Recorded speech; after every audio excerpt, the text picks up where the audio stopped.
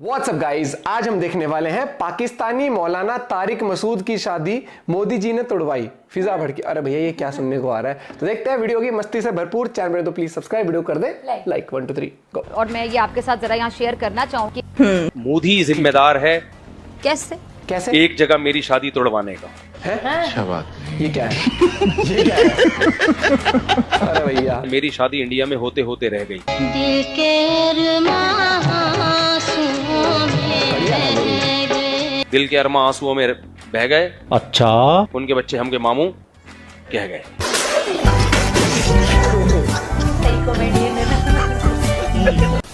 ये पाकिस्तान का सबसे बड़ा मौलाना आज की तारीख में। इससे पहले तारिक जमील हुआ करता था। आजकल उसकी दुकान थोड़ी बंद पड़ी हुई है क्योंकि उसने अपने बिजनेस स्टोर्स खोल लिए, मतलब लग्जरी ब्रांड बना लिया उसने अपना। तो अपने बिजनेस की तरफ ध्यान देता है वो। और अभी उसके एक बेटे ने सुसाइड भी कर लिया अपने आप को गोली मार के। तो वो आजकल क्या है, थोड़ी तकरीरें कम कर रहा है। और आजकल ये भाई साहब पाकिस्तान के नंबर 1 मौलाना बने हुए, नंबर 1। मेरी शादी इंडिया में होते होते रह गई। दिल के अरमा आंसुओं में बह गए।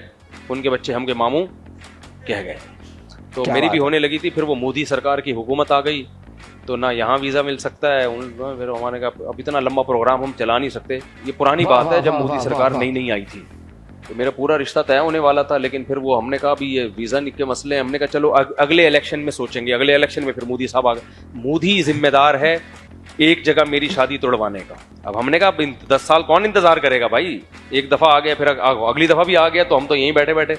तो ऐसी शादी हम करते नहीं है। हमें तो शादी हो वो फौरन रुखसती हो, ये नहीं कि 10 साल कौन देखे। दिल के अरमा आंसुओं में बह गए। उनके बच्चे हमको मामू कह गए। दिल के अरमा आंसुओं में बह गए, उनके बच्चे इनको मामू कह गए। और सुने, अरे तो इतनी शादियां करनी क्यों है? इस बंदे की ऑलरेडी 4 शादी हो चुकी है। इसके करीब 18-19 बच्चे हैं। और बच्चे कितने हैं आप? बच्चे मुझे हर दफा सोचना पड़ता है। अभी तक पौने 16 है अल्हम्दुलिल्लाह। अच्छा, इतनी बीवियां, इतने बच्चे होने के बाद में ये बंदा शादी करना चाह रहा है, वो भी इंडिया से। बेटा इंडिया में नजर मत आ जाइयो, जरा बारी बारी से आने दो। और अब की यार भी 400+ सीटों से जीत के आएंगे। मैं जानता हूँ। और हाँ मेरे भाइयों, मतदान बहुत कम हो रहा है। जाओ निकलो, छुट्टी का दिन मत समझो इसको। सबसे इम्पोर्टेंट मैसेज यही है, वोटिंग में अपना हिस्सा दो। छुट्टी का दिन नहीं होता मेरे भाई। जाके एक वोट की कीमत होती है, एक वोट की। इसलिए अपने मतदान जरूर कीजिए। पहले मतदान फिर जलपान। ठीक है, ठीक है जी। चलिए अब बात कर लेते हैं फिजा खलीफा की। फिजा खलीफा के साथ में एक महत्वपूर्ण घटना घट गई। क्या बात कर रहा है? और ये घटना इतनी बड़ी थी कि बंदी ने प्राइम टाइम शो के अंदर इस घटना का बयान किया। आप देखिए, मजा लीजिए। और मैं ये आपके साथ जरा यहाँ शेयर करना चाहूँ कि मेरे साथ हुआ क्या। और आप में से बहुत से लोग इस तरह की वाकयात से गुजर चुके होंगे। एक तस्वीर होगी, जरा प्रोड्यूसर साहब चलाइएगा अगर तस्वीर रेडी है। ठीक है, ये जरा देखिएगा। ओके, जरा मैं आपको बताऊं कि हुआ क्या था। अबे जल्दी बोल, कल सुबह पनवेल निकलना है। मैं डॉक्टर की क्लिनिक से निकलकर बाहर आई थी, तो बाहर ये एक गाड़ी खड़ी थी जो कि बिल्कुल सड़क के सेंटर में आप देख सकते हैं। साइड पे पार्किंग की कितनी जगह आपको नजर आ रही होगी, इस साइड पे भी और वो देखें दूसरी साइड पे भी। लेकिन एक गाड़ी वाला बीच सड़क के यहाँ खड़ा था और इस गाड़ी वाले को मैंने हॉर्न दिया और बहुत बार दिया, और इन साहब ने गाड़ी नहीं हटाई, साइड पे भी नहीं की। फिर मुझे उतर कर जाना पड़ा, और जब मैं गई तो मैंने उनसे बात की और उन्होंने इंतहाई बदतमीज़ी के साथ मुझसे बात की। मैंने मास्क पहना हुआ था और शायद वो मुझे नहीं पहचान पाए थे, और मैंने खुद भी तारुफ करवाना मुनासिब नहीं समझा। मैंने सिर्फ उनको समझाया कि आप गाड़ी साइड पे कर लें। उन्होंने कहा कि मैं नहीं करूँगा। पहले जवाब ये दिया। उसके बाद फिर मैंने थोड़ी सी बहस की कि भाई ये अच्छी बात नहीं है किसी को परेशान करना, और रोज़े से आप ये सीख रहे हैं। तो उन्होंने मुझे कहा कि जाएं आप थाने में चली जाएं, जहाँ मुझ पर पर्चा करवा दें। इंतहाई बदतमीजी के साथ मुझसे बात की। और हम इतना एहतराम कर रहे हैं कि हम इस गाड़ी का नंबर ब्लर करके चला रहे हैं, क्योंकि हमारा मकसद किसी को डिफेम करना नहीं है। मैं साहब को जानती भी नहीं थी, लेकिन ऐसे बहुत से साहिबान सड़कों पर होंगे और इस तरह के बहुत से वाकयात से आप भी गुजरे होंगे जहाँ पर लोग अपनी गलती मानने के बजाय बदतमीजी करते हैं। और ये नज़ारे सिर्फ आपको सड़कों पर नहीं मिलेंगे। अब तो जो हमारे बच्चे बच्चियाँ हैं, नौजवान हैं, उनका ज़्यादातर वक्त सोशल मीडिया पर गुजरता है और वहाँ पर हालात बहुत ही खराब। फिजा खलीफा, तुम्हारे बचपन में तो सोशल मीडिया भी नहीं था, फिर तुम क्यों बिगड़ गई? तुम इतनी वाहियात बन गई। तुम सारा दिन भारत को गाली देती रहती हो। एवरी डे भारत मोदी वापस से करना आपने शुरू कर दिया है। आपके समय तो सोशल मीडिया नहीं था, फिर आप इतनी बदमाश कैसे बन गई? कहते हैं ना कि दुश्मन आपको ज्यादा सिखाते हैं। हमको हमारे देश को गाली देने में आपको मिलता क्या है, बताइए हमें। वाह भाई वाह। खैर ये अपने अगले वीडियो में बताएगी। जब तक मैं मिलवाता हूँ एक पाकिस्तानी चचा से। ये चचा जब छोटे थे स्कूल जाया करते थे, मदरसे जाया करते थे, हालांकि है तो अभी वकील साहब, तो कश्मीर बनेगा पाकिस्तान के नारे लगाया करते थे। पूरा बचपन इनका इन्हीं नारों में गुजर गया, पूरी जवानी इनकी इन्हीं नारों में गुजर गई है और अब आ गया है बुढ़ापा। अब चाचा की एक पैर कब्र में लटक रही है। अब चाचा को कोई बोलता है कश्मीर बनेगा पाकिस्तान, तो चाचा उसकी तरफ देखते हैं और मुस्कुरा देते हैं। तो चाचा के आनंद लीजिए आप भी।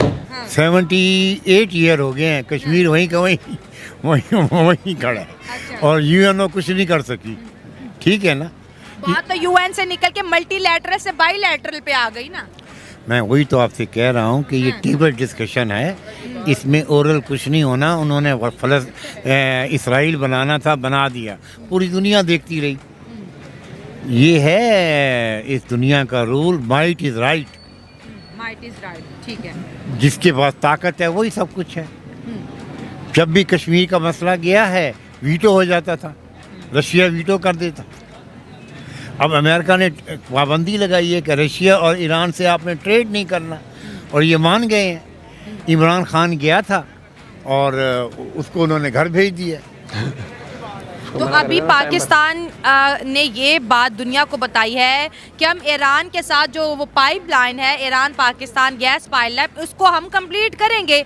तो अमेरिका ने कहा भाई आपके ऊपर हम सैंक्शंस लगाएंगे, क्या पाकिस्तान रेडी है इसके लिए? पाकिस्तान कभी भी रेडी नहीं हो सकता। वो इसलिए है कि पाकिस्तान मांगता है। हाँ। मांगने वाले की कोई इज्जत नहीं होती। अच्छा, इज्जत उनकी होती है जो खुददार हो। अब देखें इसराइल क्या चीज़ है, अमेरिका से टक्कर ले गया, सेल्फ सफिशिएंट है। प्रॉब्लम ये है कि पाकिस्तान एक 51 स्टेट्स हैं अमेरिका की, ये 52 है पाकिस्तान जी।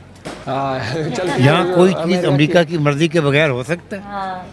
आप बताएं, कोई नहीं। कोई बड़ी अपॉइंटमेंट अमेरिका की मर्जी के बगैर हो ही नहीं सकता। अमेरिका छा गया, ये पाकिस्तान उसकी कॉलोनी है, हमारी कोई आज़ादी नहीं है।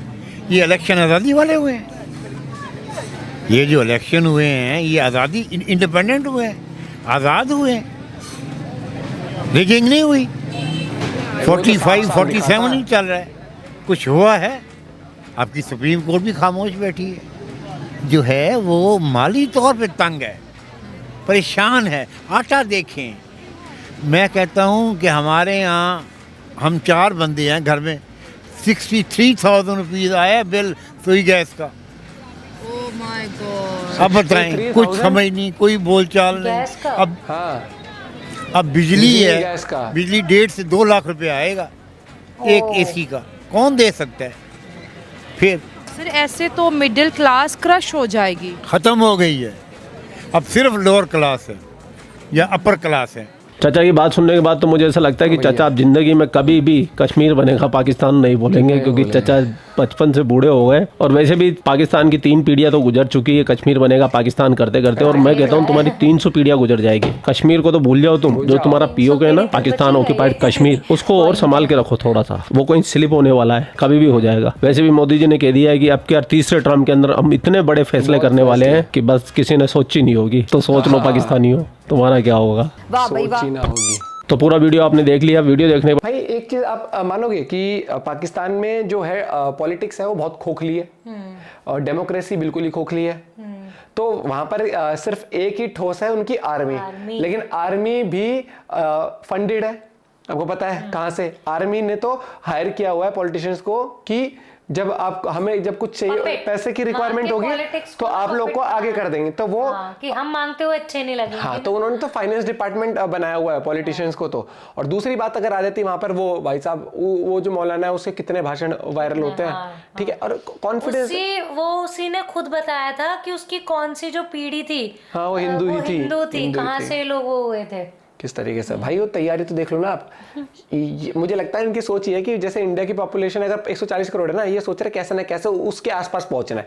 15-16 बच्चे, मतलब सीरियसली कभी भी कंपटीशन भी करेंगे तो इन चीजों में करेंगे भाई। 16 बच्चे यार, पौने 16 पौने कह रहा था 16.5 मतलब एक होने वाला यार, मतलब क्या मतलब फिर गरीबी नहीं होगी देश के अंदर, क्या होगी? सब यही सोच लेके चलेंगे। तो ये तो मैं इंडिया के लिए भी बोलता हूँ, ये तो मैं इंडिया के लिए भी बोलता हूँ, हर एक जगह के लिए बोलता हूँ। आप अपना पॉइंट ऑफ व्यू शेयर कर सकते हैं। मिलते हैं वीडियो के साथ, बाय बाय, टेक केयर।